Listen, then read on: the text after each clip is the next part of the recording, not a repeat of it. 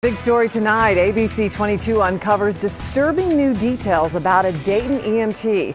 Police say he was drunk when he drove the wrong way on US 35, crashing into two cars. His blood alcohol nearly 2 times the legal limit, they say. But tonight, Alexandra Lewis found this wasn't his only arrest. Alex. After making calls this morning to check up on the status of Brandon Lee, we really weren't getting anywhere. We couldn't find any information, so I requested his personnel file just to get a little peek into his past. But what we found was disturbing. This is a 46-page long file, and on the very first page is an OVI arrest from January, making yesterday's citation his second this year. Suspended, suspended, suspended, suspended, and again suspended. That's 5 times in 2 years for Dayton EMT Brandon Lee. His 24-month tenure has been riddled with behavioral problems. 4 of those 5 suspensions are for being late on the job, but 1 is for an OVI this January, in which Lee's license was revoked and he was suspended from work for 3 days. Customary action for any first-time offender.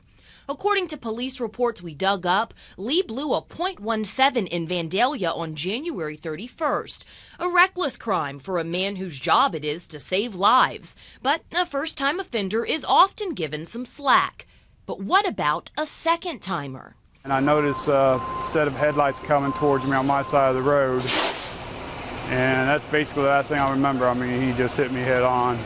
After a few calls and just a little digging, we found out the man responsible for this crash, the man in the back of this cruiser, is the very same Brandon Lee, cited yesterday for another OVI after causing a 3-car crash on 35 East.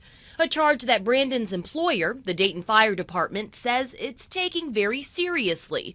Yet again, even though the police report is not complete, I spoke with Fire Chief Sheehan, who says Lee will face a disciplinary hearing tomorrow to determine his immediate fate with the fire department. Chief Sheehan says his troubled employee will have to plead his case to a fed-up crowd. Hearing for Lee will happen tomorrow morning at 7 a.m. And of course, we're going to keep following this story for you to see if we can't figure out what exactly happens to the city employee who's in some pretty hot water. Reporting live in the newsroom, Alexandra Lewis, ABC 22 News.